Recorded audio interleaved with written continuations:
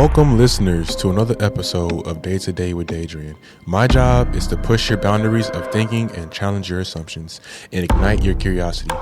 If you're looking for a fresh perspective on the world, you're in the right place. Get ready to expand your mind because this podcast has no limits to what we can explore. Welcome back to another episode of the Day to Day with Daidrien podcast. Today I got with me Mr. Midas Print, man. What's going on with you, man? What's good? That's what's I'm up, glad man. to be here. I'm glad to have you, man. I remember way back in the beginning of season 2, we had did my podcast, and then now look at it now, man. This is crazy. How's yours coming along, by the way? I'm kind of doing the same thing you doing. Is pretty much going virtual. Because I'm not too big on the prop and all the other stuff in the backstage thing. I'm really into volume and consistency, and I said it a lot on my podcast. So now I'm here. That's kind of like that's dope, bro. See, what I love about having it this way is volume. You know, like it's the volume and the consistency. I'm on podcast, like I filmed 2 of them today, bro. Like, and it's way better, and it's on my time. I love the way that it's on my time. And you know, it in the very beginning, it takes a little bit more because you have to wear all the hats. But that's what's gonna make you greater in the future because you know how things are supposed to be done. If you want to be a good business owner, you have to be able to wear all the hats because you've done those jobs before, so that you're able to understand what is being done wrong. I don't really like people who like try to get there or try to hire people like you don't even know how to do everything yet. So why would you even do something like that? And then the cost of that is just expensive. And the cost for problem. The cost for training, bro. You know how much it costs to train an employee? It's crazy. It's crazy, bro. It's crazy. It's probably a few thousand, bro. And I'm like, man, listen, it's probably gonna be a while, but I'm gonna have to keep this engine going for myself for a while, for a little bit, man. For sure. And I just actually finished building. Speaking of wearing all the hats, did I ever tell you on my website? Nah, I just remember the one you had up when I saw it. Is that the one? Same one? It's the daydayWithDaidrien.com. Yeah, that's the one, man. I had built that one from the ground up, and people don't even believe me. Like see, the thing is about the websites is it just takes a lot of time. It's very meticulous. And that's what people don't understand. Like when you really trying to build by yourself and wear all the hats, it's very meticulous process. And it just takes time. It's not really much about trying to learn anything because everything's on YouTube. But for me, I basically outsourced my website because I didn't want to go through all that, and I was being lazy. But so you got your website up? Yeah, but right now, it's not up right now. But you're working on it. Yeah, well, it's already done. It's just parked right now, so I'm not really dealing with it. You know what? Speaking of websites, I think I seen your merch. You have merch out right now? I think not yet. Not yet. Kind of like was it a shirt? Showcased it. Yeah, I showcased the hoodie on TikTok. So, bro, that was fire. Tell me about the process of making that because I haven't got merch out yet, but I'd love to get started. Tell me about that. So what I did, it's probably expensive, but not too much. I kind of like that was kind of like a prototype. I did use Canva, and I just prototyped it. It cost me like $40 for one hoodie just to get that prototype out. But that's the biggest thing for me was just having a prototype and seeing if people stick with it. And it's like my favorite hoodie right now, and I have another one that's like gray, but I didn't showcase that one. That one's like more chill and just when I'm creating and stuff. It's a reminder. It's the fact that I remember this was on paper. Like I remember seeing this on paper, and now it's in reality, bro. That's crazy. That's that transition is insane, bro. Like it is insane. Looking back at that, bro, I'm real happy for you, man, and I continue to see you, posting your podcast. And when I have time, so I have a question too. Did you mind map your brand before you even got started? Like you said, the vision. Did you mind map that out? Because I did. I used to be like, I think 2022 or rolling into 2022, I had the Airbnb vision planned out. I had the brand planned out, the merch. I want to So see if that was the same process for you, just for like people that's watching. that's a good question. And I remember when me and you had a podcast. I mean, when we did our podcast, I think it was called Designing Tomorrow. You guys should go check that out. Yes. I had wrote down, it was real last minute, but I remember you asked me a question. You asked me, what did I write down in that journal? And I really didn't give a clear answer. So let me give you a clear answer. And the people who did watch that, when I was going through what I went through last year, I had wrote down in my journal, pretty much, I wrote down the wisdom, and then I wrote down everything that I wanted to do. It wasn't very detailed, but I wrote it out and made it plain. Like I was at the time, I was looking for studios. I was writing down my business plan because I had joined a mentorship program, and in there I had learned acquisitions, which we can touch into in this episode. I had learned acquisitions, and at the time I was actually praying for a direction to go to so that I could, make more of myself. And at the time I had no guidance, right? And I was like, man, it's not that it was hard, but like we just don't know.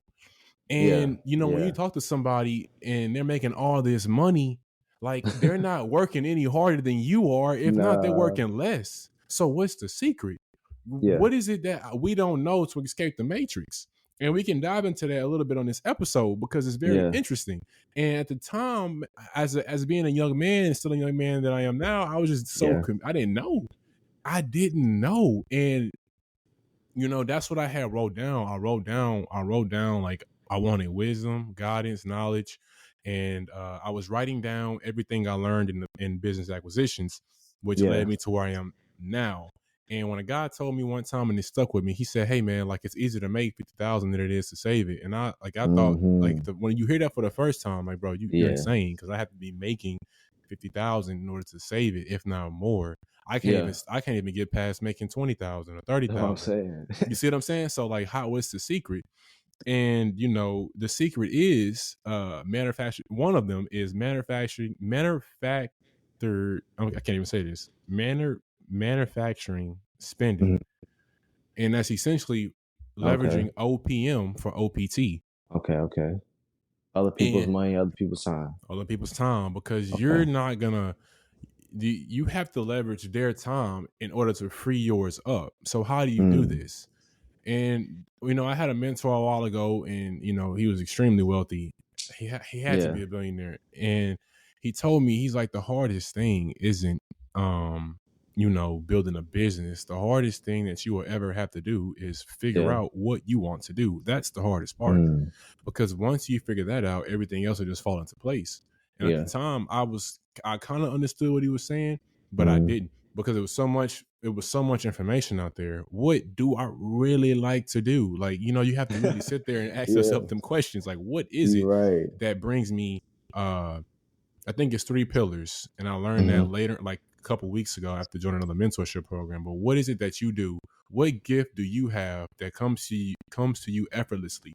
And that's something that you should probably try to monetize, because we all got a gift, right? But what is that? What is that gift for you? Writing is one of them, I know for a fact. Yeah, so writing is something that brings me like immense joy. So I know that for a fact. That's one of them. But the other 2, I'm definitely like trying to figure out. Yeah.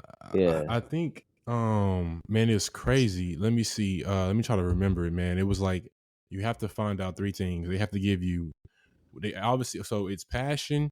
It's passion. Hold on, I think I wrote it down. It's deep, man. Hold on. Because this is actually that journal that I used to write down everything in that mentorship program. Okay. And I'm finna break this down, always bro. Gotta have a journal. Always, man. Always. You gotta to. So here it is. So it's passion, skill, and purpose. Right. Okay. So let me read this to you. The skill is what you use to make money, right? Okay. And then essentially, like, your passion at first is your hobby, because if you focus on a 9 to 5, you really don't have much time to focus on yourself. So essentially, your passion is something you do as a hobby, and then you make it a lifestyle. Yeah. Okay. And I wrote down next to it, it speaks to your mind, will, and emotion. What do you want to do? And then the other one is purpose, something that you don't know. What speaks to your spirit? All of these things have to be in line with each other. in order for you to kind of start to figure out what that is. Because if they're all working in misdirection, you're kind of going to be lost. If your skill is, let's just say, accounting, but your passion is football, and your purpose, you see what I'm saying? Your purpose, you don't know your purpose, because it's like I found my purpose through trauma. Yeah, correct. You know, so correct. Many people don't know their purpose, and it's sad to say that, but like most people won't find it. They just won't do it. They're gonna go through their whole life thinking that this is what they want to do, and it's not, right? Because it's their skill speaks to that.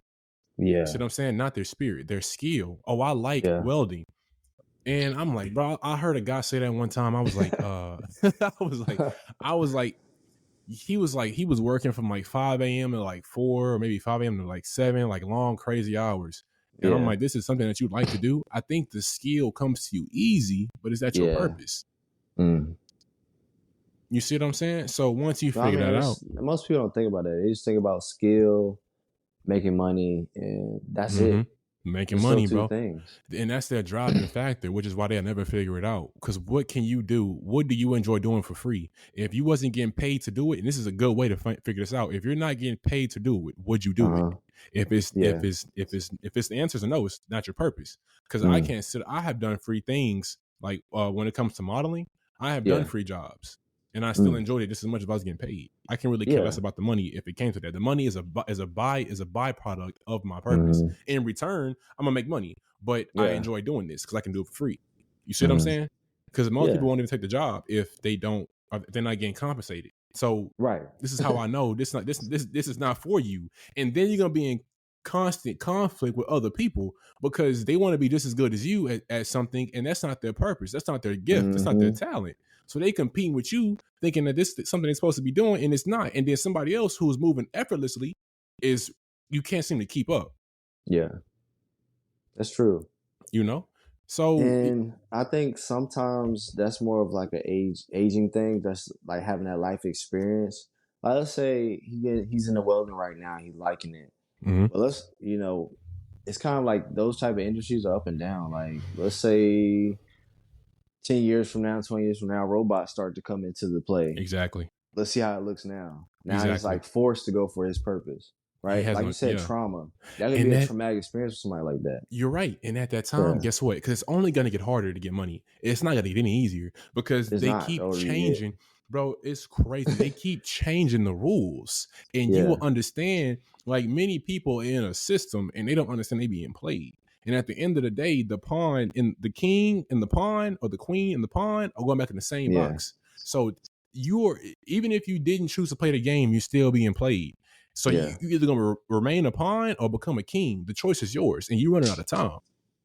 And I realized something, like when you mentioned the pawn and the king, the pawn is the first one to get off the board, and also the first one to move. And then you have the queen who moves strategically and takes like big, huge moves.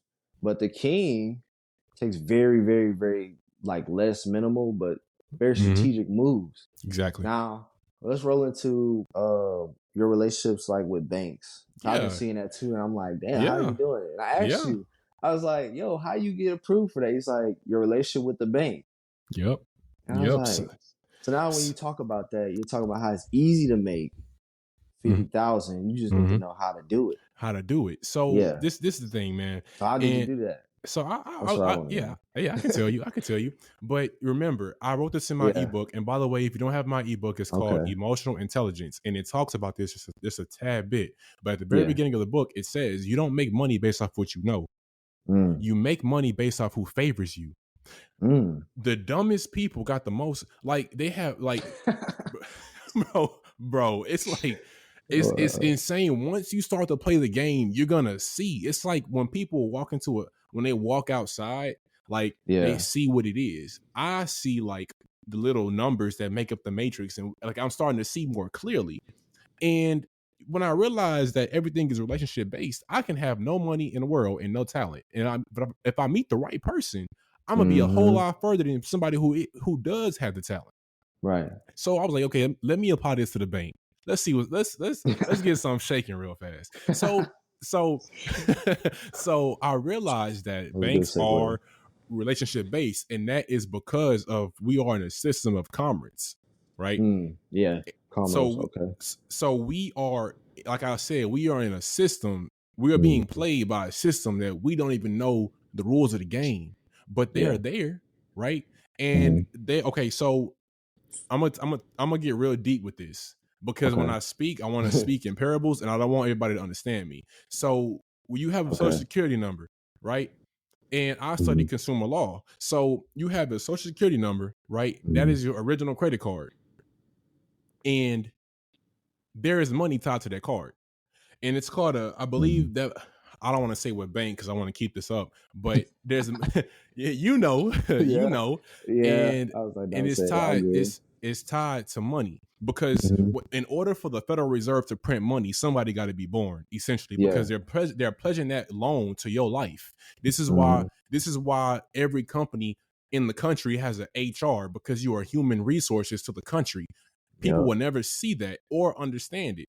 Now, let's kind of tie it into the level that we playing at, right? And compared to how I know to play the game is insane. But first, you got to start making the money, right? So how do I get the money? Well, if the system is ingenious, it's designed for you to, okay, so it's designed for you to get rich if you know how to use it.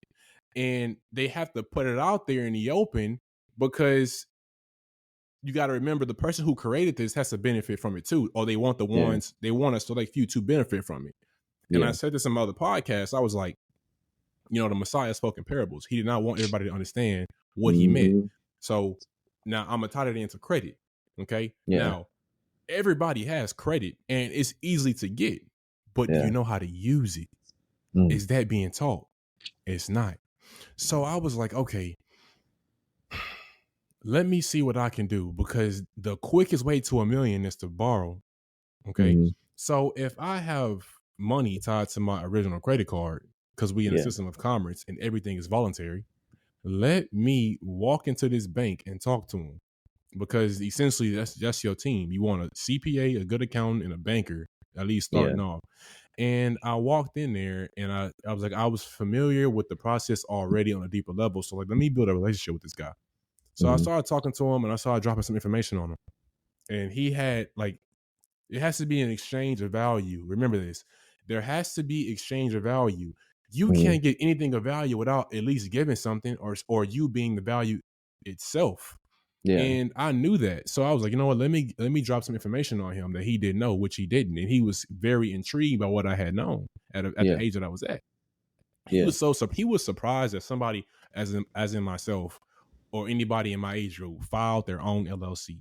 That already goes to show you how it already goes to show you how far I already am compared to the rest of civilization. And I did it right. So I told the guy, I was like, I started talking about sovereignty. And, the guy was like, you can do that? I was like, yeah, you can do that. And I need your help doing it. Basically, you see what I'm saying? Because and he texted me. I got an email from him and he texted me after, my application or whatever. And he was like, hey, I was like, okay, so tell me more about this, about the birth certificate, social security number, how to operate in and out of that. And he was so confused. I'm like, bro, I was, dropping dimes on him, talking about, the right to travel, all type of stuff that And, I built a relationship with him because he's a banker. So he is somebody that you have to build a relationship with out of knowledge. So you have to know the games and who you playing. You have to know who these people are. You have to know the rules of the game in order to play the game correctly. I knew that walking into the door. So I was like, let me give you some value. And it shocked him. Because when he came back from vacation or the next day, he was still asking me questions. He's like, you know what? I'm going to send you to my relationship manager. And, if you're looking for a credit card, because the only way to establish wealth is through credit. If you don't understand it, you're not going to get rich. So I'm like, yeah, man, let me talk to him. And he sent me his boss's information, which he then emailed me. He was like, hey, and here's the benefits of this. And people don't know this, but like I said, you have to know the rules of the game in order to play the game correctly, or at least have a fighting chance. The guy was like, well, if you apply online, there's a higher percentage of denial, because you have to remember how many people are applying on the application on the internet.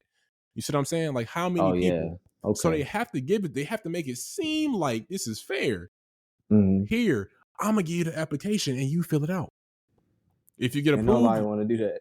Right? Nobody want to do that. Nobody want to do it. And it's like I have to make it clear to you that you have a fair chance on this application. So I'm gonna give it to you. Right. Yeah. But meanwhile, I was in a private, it's called a private private citizen. In the bank on the wall, it said private citizen relations. Yeah. And I'm like, why am I on this side? Because the last time I was here, I was on the other side. And he was like, well, this side is for people who are doing what you're doing. I said, oh, okay, bet. So the guy sent me the information and I was like, these are the benefits you get by doing it this way. Higher up 90% chance of approval, 90% chance of approval. So if you got bad credit, they're going to still push you through because why? You have built a relationship with them. They don't care. It's based off your EQ, not your IQ. So even if you had bad credit, you're still getting approved. That already puts you ahead of somebody else who does and don't have good credit because of a relationship that you established. So I get special rates. I get to choose how much money I want. Yeah. And I also get to incentives. I get a whole bunch of stuff. It was like 4 or 5 things. I forgot because all I cared about was the money. Okay. So I sent the application out and they approved it instantly. Most people take up to 30 days to get approved, but mine got approved pretty fast. And I had got that line of credit. And like I said, I know what to do with it. And even on a deeper level, I don't have to pay it back. And here's why. Because all debt is public debt. So even if I didn't pay it back, I would just exchange it for something else. Because that's what we're doing in the system through the HJR 192 Resolution Act. So the debt's already been paid. And who paid it? The taxpayer. I get the bailout every time. So it's wrong, but that's how the system is. The system is ingenious for the people who know how to take advantage of it. I know how to play the game. So this is why it's working out in my favor. Now, is it fair? I'm going to say that it is fair because if you knew, the same thing can happen to you. But they have to put it that way to give people the illusion that you have a choice and the choice is fair, but it's not. And I just rinse and repeat. And then there's certain things that you would have to know within that branch in order to be successful. And, but it all starts with the relationship. And I know what to do with the money once I get it. So, and that's the only way to establish wealth is through credit. How can I establish wealth through debt? It doesn't work that way. Now, debt control is a little bit different. How to control the debt is different. How to leverage. You leverage the debt, but you gain credit to establish wealth. And don't ever let anybody tell you can't borrow debt to pay for debt. Whoever told you that, you see what I'm saying, is lying to you. You on the right path. You on the right path. So I was like, all right, bet. Because I had talked to a franchise consultant and she told me what I was crazy. She told me all type of things. But she was wrong. I was right. And she didn't want me to think that I was right because I was playing a game at her level. You see what I'm saying? And that just come to control. Like, I'm out here really playing Monopoly. Like, legitimately playing Monopoly. And that's just the game. Like, that's just the game and what it is. So, and that's just on the surface level that I'm telling you this type of stuff. This is surface level. Definitely. It get dangerous, man. It get dangerous because once you start messing with that money, the federal government got something to say. Oh, of course. I mean, that's why I just have to be like very careful what we talk about on here because it's kind of like it has to be private. It can't be too much public speak about it. You know what I'm saying? So it has to be private. But the point is, if I say it publicly, they're just gonna change the rules. Yeah. Because they got to stay the same, but they're just going to change the rules. And it sets us back. Think of it like Maze Runner. Each time you run through it, it changes. It's really doing that. And then they're changing these laws. Like, that's why I'm trying to get this book called The Shepherd's Citation. Because even if you won't be able to stop me. It's like, bro, it's what we don't know. And it's called an ignorance debt. Yeah. And it's an ignorance debt. Yeah, it's called an ignorance debt. And that's what it is. You got the rest of the world going one way, I'm going the other. And then they playing us against each other for money. That's not even real. But many people would never understand that. So I just stopped talking about it. But credit's the real money. Credit's the real money. Hey, listen. I'm going to say this parable real fast. And you're going to know what I'm talking about. All right? Yeah. Money don't grow on trees, so give yourself credit. Exactly. So, hey, you see what I'm talking? You see how that's just how they communicate. And I'm like, yeah, they've been communicating that way for a long time. If you want to hide something, you know where to put it. but yeah, that's essentially how it is, man. And it's just a game, and you got to hang around people who playing the same game because you get the bailouts. Yeah, so collaborating with the right people. And that's what I've been big on. Like, I understand collaborating with, the content creation community. But let's be honest, at the same time, I want my money. The money that I know is really mine. Like, what we talking about? Yeah, but I mean, on a deeper level, man, once you understand how the game is played and you claim life over yourself, but yeah, once you claim life over yourself, there's $6 million waiting for you. Yeah, exactly. But after that, you really wouldn't care about money because at that point, you know how to get it. So yeah. Because the only thing, and then at that point, like once you start really getting into this stuff, you're gonna understand you got consumer law, you got maritime law, which they govern you under, because that's why they keep changing the rules because of that. Yeah, because of maritime law. And they can tweak that all day. They can tweak it all day, keeping you where you at. You see what I'm saying? You got maritime law. But you can overstand that law is possible, but I can't say how to do that because obviously we're gonna be in danger. But you can be above that law. When they say people are above the law, yes, they are. People are above the law. So you have maritime law, and then over maritime law, you got consumer law, and then over consumer law, you got the law of the land, and then you got which is supreme constitutional law, and then above that, you have the superior, the be all. This is say all be all, which is trust law. Once you start operating in trust law, untouchable. And God we trust. Hey, that's some fire right there. Yeah, I love saying that now. I know. Like, because you understand, and God we trust, and you understand now. And I'm like, and they put it in your face, so because they gotta tell you, they have to tell you, right? Yeah, it's like the Matrix. It's right up under your nose. Most of the time, and it's all voluntary. It is all voluntary, whether you know it or not. They have to tell you. You see what I'm saying? They have to tell you, but they do it through legalese, so it's English, but it's not. And then they confusing you, thinking that this is what it is, and it's not. Like I told you before, the Messiah spoke in parables for those who for a select few to understand him, because he knew that if everybody had access to the same information, what kind of chaos it cause.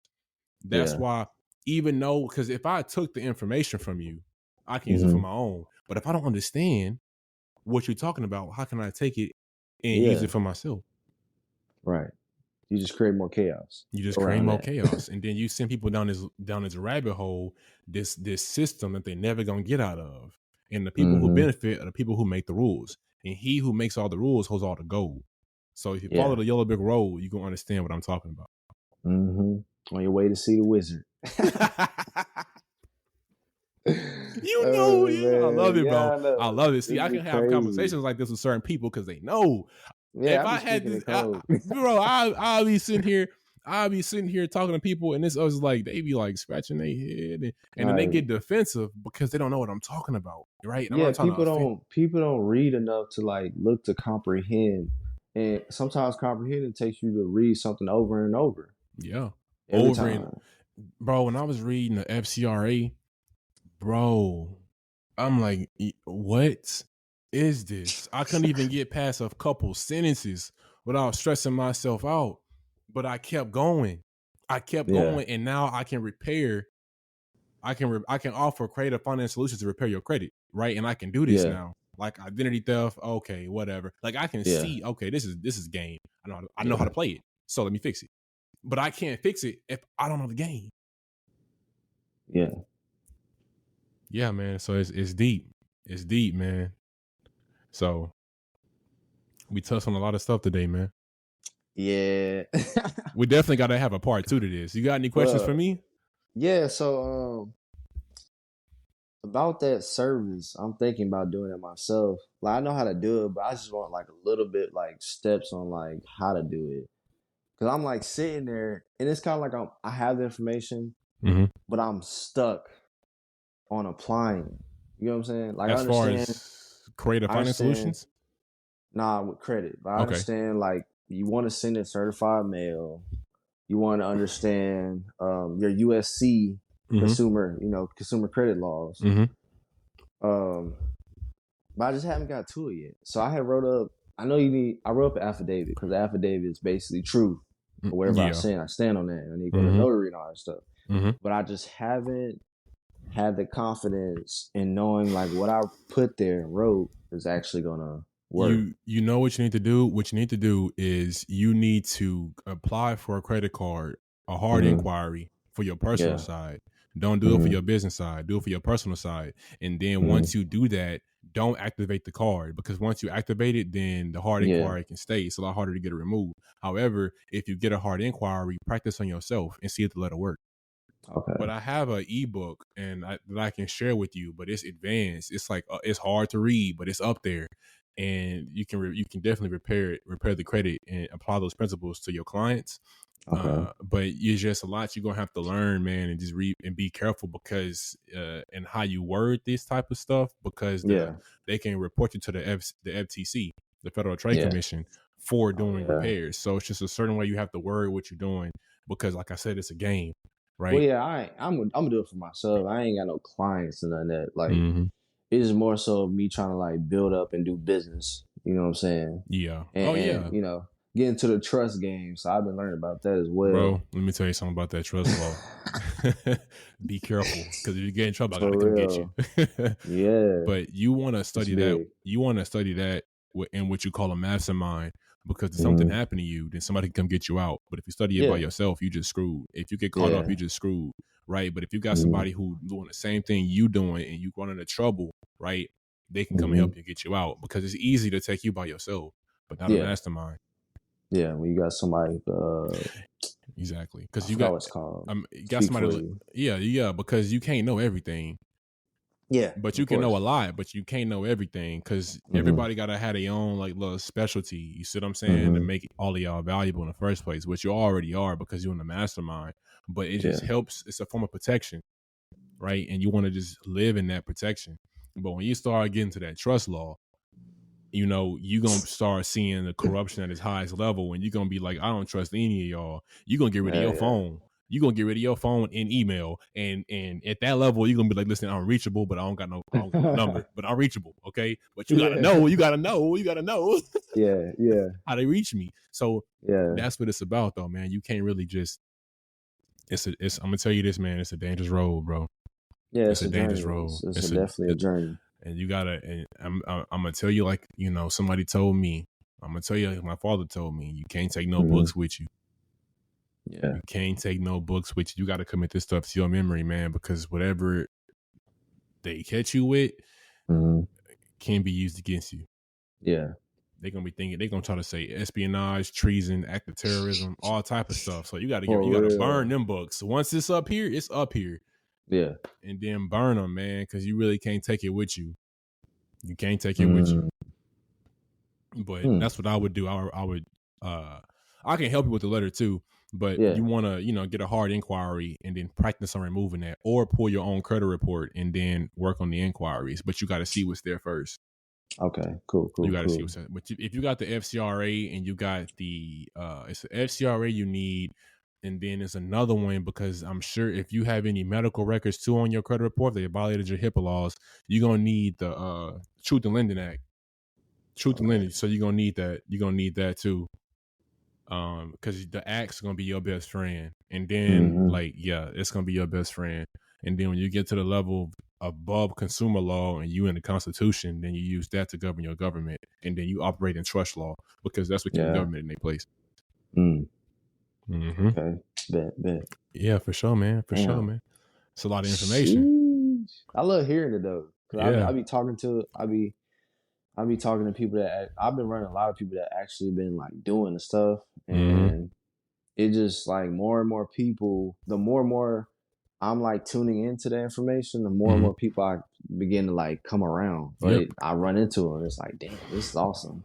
That's how it works, though. But you want to be careful too, because if they change the rules and you don't know about it, you got to keep up with that. You're gonna be in trouble. You're going to jail.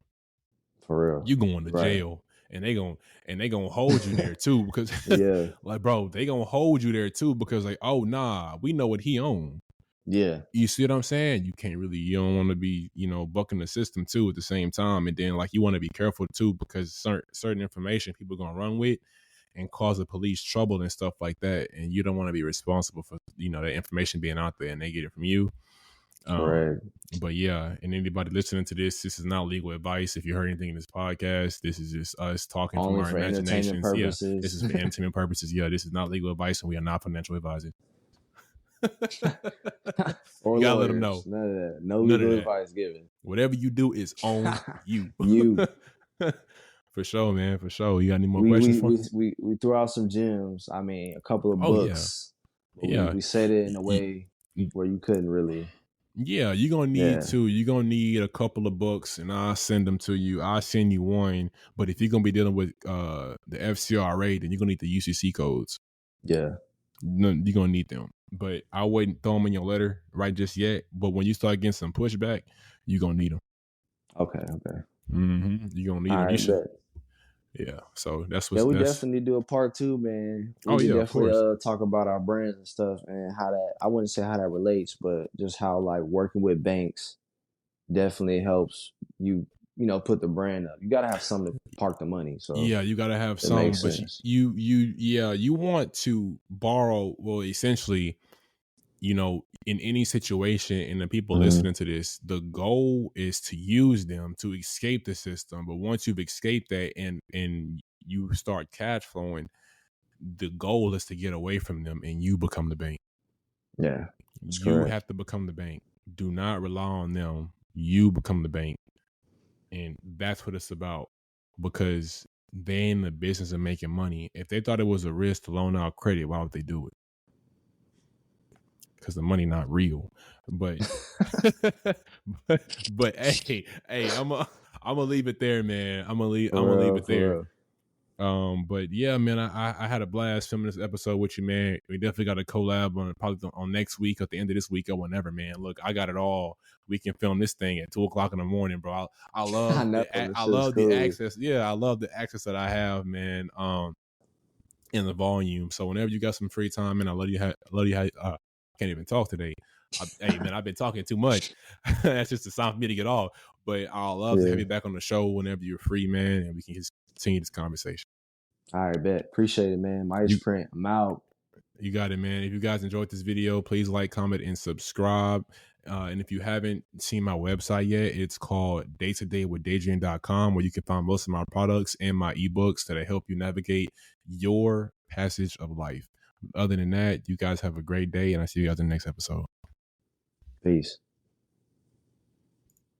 Thank you for tuning in to this episode of Day to Day with Daidrien podcast. We hope it left you inspired, informed, and ready to take on a new challenge. If you enjoyed what you heard today, don't forget to subscribe, share, and leave a review. Your feedback is what keeps us going. So thank you for being a part of our podcast community.